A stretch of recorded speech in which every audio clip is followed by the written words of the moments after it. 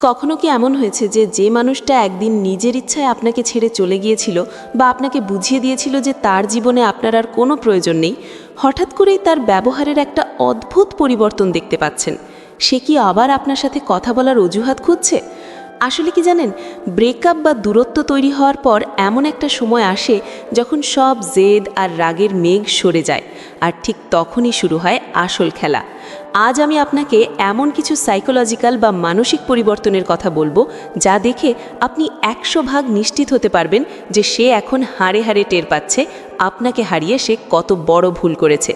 ভিডিওর মূল আলোচনায় যাওয়ার আগে একটা ছোট্ট অনুরোধ বন্ধু, আমরা অনেক সময় আবেগের বশে ভুল সিগন্যাল বুঝি, তাই আজকের কথাগুলো খুব মনোযোগ দিয়ে শুনুন। এটা আপনার পুরো চিন্তা ভাবনা বদলে দিতে পারে। আর হ্যাঁ, ভিডিওটা ভালো লাগলে এখনই একটা লাইক দিয়ে দিন। আর যারা এখনও আমাদের পরিবারের সদস্য হননি তারা সাবস্ক্রাইব করে বেল আইকনটি বাজিয়ে দিন, কারণ আপনার একটা সাবস্ক্রাইব আমাকে আরও ভালো কন্টেন্ট তৈরি করতে উৎসাহ দেয়। চলুন শুরু করি।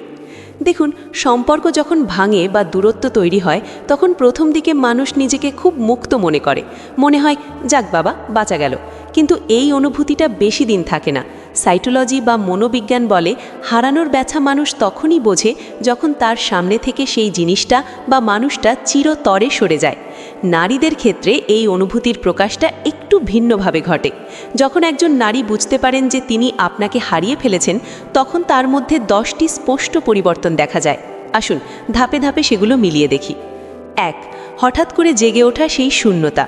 প্রথম যে পরিবর্তনটা আপনি খেয়াল করবেন সেটা হলো তার ভেতরের হাহাকার বা শূন্যতা। শুরুতে হয়তো সে আপনাকে পাত্তা দিত না বা ইগনোর করত, সে ভেবেছিল আপনাকে ছাড়াই তার জীবনটা অনেক রঙিন হবে। কিন্তু যখন আপনার অনুপস্থিতি তার প্রতিদিনের অভ্যাসে আঘাত করতে শুরু করে, তখন সে অভাবটা টের পায়। খেয়াল করে দেখবেন, যে মানুষটা আগে আপনার মেসেজের রিপ্লাই দিত না বা কল রিসিভ করতে বিরক্ত হতো, সে এখন নিজে থেকেই ছোটোখাটো অজুহাতে আপনাকে নক করছে। হতে পারে সে হুট করে জিজ্ঞেস করলো কেমন আছো, বা আজ তোমাকে স্বপ্নে দেখলাম। এই যে তার আচরণের নরম ভাব, এটা কিন্তু এমনি এমনি আসেনি। যখন মেয়েরা ব্রেকআপের পর মিস করে, তখন তাদের এই ইগো বা অহংকারটা একটু একটু করে গলতে শুরু করে। সে বুঝতে পারছে আপনার ওই কেয়ারিং স্বভাবটা এখন আর অন্য কোথাও পাওয়া যাচ্ছে না। 2. ইগো বনাম অনুশোচনা। নারীদের মন বোঝা খুব কঠিন, এটা আমরা সবাই বলি, কিন্তু একটা সহজ সত্য হলো তাদের মনের ভেতর একটা শক্ত ইগো বা আত্মসম্মানবোধ কাজ করে। যখন বিচ্ছেদ হয় তখন তাদের ইগো তাদের বলে, তুমি ঠিকই করেছো, ওর কাছে ফিরে যাওয়ার কোনো দরকার নেই।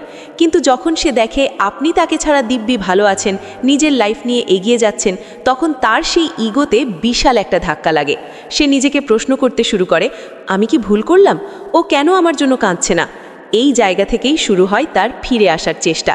সে এমন ভাব করবে যেন কিছুই হয়নি, খুব মিষ্টি করে কথা বলবে, আপনার খোঁজ নেবে। কিন্তু সাবধান বন্ধু, এই মিষ্টি কথার ফাঁদে পা দেবেন না। আপনাকে বুঝতে হবে সে কি সত্যিই আপনাকে ভালোবাসে, নাকি তার ইগো স্যাটিসফাই করার জন্য আপনাকে আবার হাতের মুঠোয় পেতে চাইছে। অনেক সময় ব্রেকআপের পর প্রাক্তন প্রেমিকা ফিরে আসতে চায় শুধুমাত্র এটা নিশ্চিত করতে যে আপনি এখনও তার জন্য পাগল আছেন কিনা। মনের ভেতর তোলপাড়। বাইরে থেকে হয়তো তাকে খুব শক্ত মনে হচ্ছে, সে হয়তো সোশ্যাল মিডিয়ায় হাসি খুশি ছবি দিচ্ছে, বন্ধুদের সাথে আড্ডা দিচ্ছে, কিন্তু আপনি যদি একটু গভীরভাবে খেয়াল করেন বা তার কাছের বন্ধুদের থেকে খোঁজ নেন, দেখবেন তার মনের ভেতর আসলে ঝড় চলছে। কখনো সে আপনার ওপর প্রচণ্ড রেগে যাচ্ছে, আবার পরক্ষণেই আপনার কথা মনে করে কাঁদছে। এই যে মুড সুইং বা মানসিক অস্থিরতা, এটা কিন্তু আপনাকে হারানোর যন্ত্রণারই বহিঃপ্রকাশ। সে হয়তো সবাইকে বলে বেড়াচ্ছে যে সে চলে গেছে, তাতে আমার কিছু যায় আসে না, কিন্তু রাতে যখন সে একা থাকে তখন আপনার স্মৃতিগুলো তাকে ঠিকই তাড়া করে বেড়ায়। আসলে রাগটা আপনার ওপর নয়, রাগটা তার নিজের ওপর। কেন সে আপনাকে ধরে রাখতে পারল না, এই আফসোসটা তাকে কুড়ে কুড়ে খায়। 4. নিজেকে প্রমাণ করার চেষ্টা। এটা খুব ইন্টারেস্টিং একটা পয়েন্ট। যখন সে বুঝতে পারে আপনি হাতছাড়া হয়ে গেছেন, তখন সে আপনাকে ইমপ্রেস করার জন্য উঠে পড়ে লাগবে। হঠাৎ দেখবেন সে নিজেকে খুব সুন্দরভাবে উপস্থাপন করছে, নতুন নতুন ছবি পোস্ট করছে, স্টাইল পরিবর্তন করছে। মজার ব্যাপার হলো, সে হয়তো এমন সব কাজ করা শুরু করবে যা আপনি পছন্দ করতেন। ধরুন আপনি কোনো নির্দিষ্ট গায়ক বা ব্যান্ডের গান পছন্দ করতেন, সে এখন সেই গানগুলো শুনছে এবং শেয়ার করছে। বা আপনি হয়তো বই পড়তে ভালোবাসতেন, এখন সেও বই পড়ার ভান করছে। এর মানে হলো সে আপনার মনোযোগ আকর্ষণ করতে চাইছে। সে আপনাকে বোঝাতে চাইছে, দেখো আমি কতটা বদলে গেছি, আমি এখন তোমার পছন্দ মতোই চলার চেষ্টা করছি। সে চায় আপনি তাকে নতুন চোখে দেখুন এবং আবার তার প্রেমে পড়ুন। 5. যোগাযোগের ফ্রিকোয়েন্সি বেড়ে যাওয়া। আগে যেখানে সে দিনে একটা মেসেজ দিতেও কার্পণ্য করত বা আপনার মেসেজ সিন করে রেখে দিত, এখন দেখবেন সে অকারণেই মেসেজ দিচ্ছে। গুড মর্নিং, কি করছো, খেয়েছো কি না, এই ধরনের মেসেজ দিয়ে সে কনভারসেশন বা কথাবার্তা চালিয়ে যাওয়ার চেষ্টা করবে। রাত বিরাতে হয়তো আপনাকে পুরনো কোনো মিম বা ভিডিও শেয়ার করবে। এর পেছনে একটা বড় সাইকোলজিক্যাল কারণ আছে, যাকে বলা হয় লস অ্যাভার্শন থিওরি। সোজা কথায়, মানুষ কোনো কিছু পাওয়ার আনন্দ যতটা উপভোগ করে তার চেয়ে দ্বিগুণ কষ্ট পায় কোনো কিছু হারানোর পর।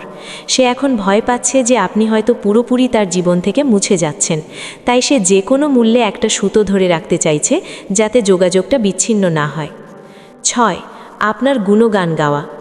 ব্রেকআপের পর সাধারণত মানুষ একে অপরের দোষ দিয়ে বেড়ায়, কিন্তু যখন সে রিয়েলাইজ করে যে আপনাকে হারানোটা তার ভুল ছিল, তখন সে আপনার সম্পর্কে নেগেটিভ কথা বলা বন্ধ করে দেবে। উল্টো সে তার বন্ধুবান্ধব বা পরিবারের কাছে আপনার প্রশংসা করতে শুরু করবে। সে আসলে খুব ভালো ছিল, ও আমাকে খুব বুঝতো, এই ধরনের কথা সে অন্যদের বলবে। কেন জানেন? কারণ সে অবচেতন মনে একটা পরিবেশ তৈরি করছে যাতে সে আবার আপনার কাছে ফিরে আসতে পারে। সে অন্যদের কাছে আপনার একটা পজিটিভ ইমেজ তৈরি করে রাখছে, যাতে ভবিষ্যতে যদি আপনারা আবার এক হন তখন যেন কেউ তাকে প্রশ্ন না করে। এমনকি সে হয়তো মিউচুয়াল ফ্রেন্ডসদের মাধ্যমে আপনার কানে তার এই অনুশোচনার খবরটা পৌঁছে দেওয়ার চেষ্টাও করবে। 7. ঈর্ষা বা জেলাসি। এটা হলো সব থেকে বড় সিগন্যাল। ধরুন আপনি সোশ্যাল মিডিয়ায় অন্য কোনো মেয়ের সাথে ছবি দিলেন বা কমেন্টে কোনো মেয়ের সাথে হাসি ঠাট্টা করলেন। এটা দেখার পর যদি তার প্রতিক্রিয়া তীব্র হয়, তাহলে বুঝে নেবেন সে এখনও নিজের মনে করে।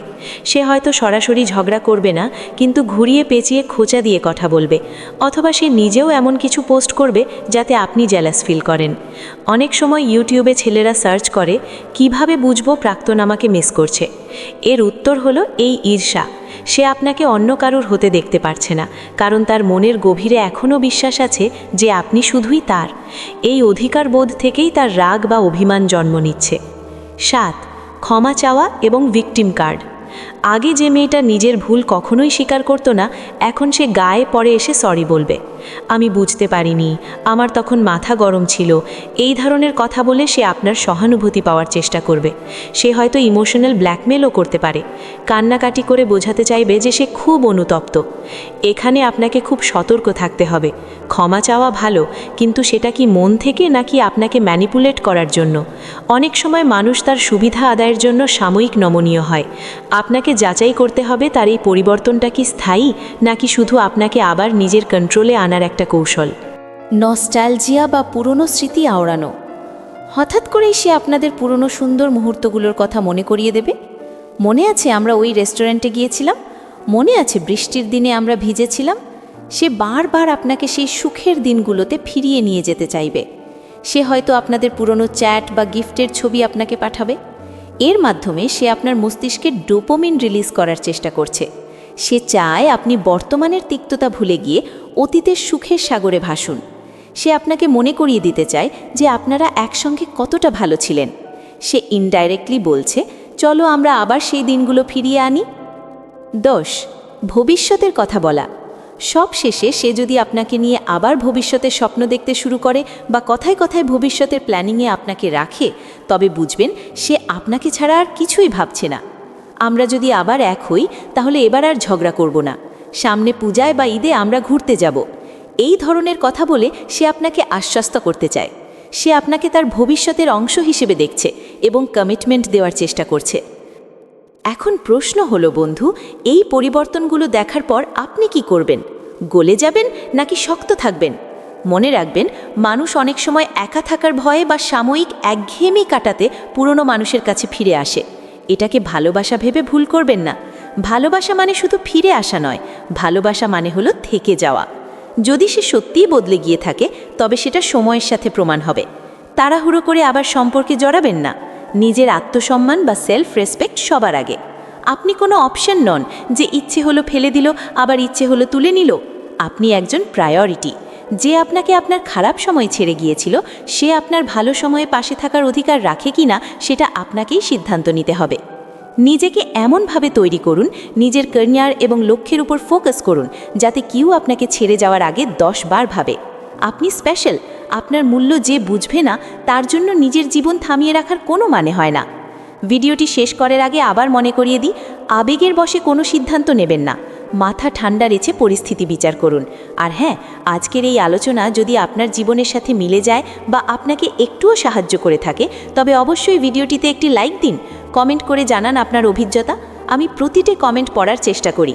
আর যারা এখনও সাবস্ক্রাইব করেননি প্লিজ এখনই সাবস্ক্রাইব করে আমাদের ছোট্ট পরিবারের সদস্য হয়ে যান, কারণ আমি আপনার বন্ধু সবসময় আপনার পাশে আছি বাস্তবসম্মত এবং জীবনমুখী পরামর্শ নিয়ে। ভালো থাকবেন, নিজের খেয়াল রাখবেন। দেখা হবে পরের ভিডিওতে।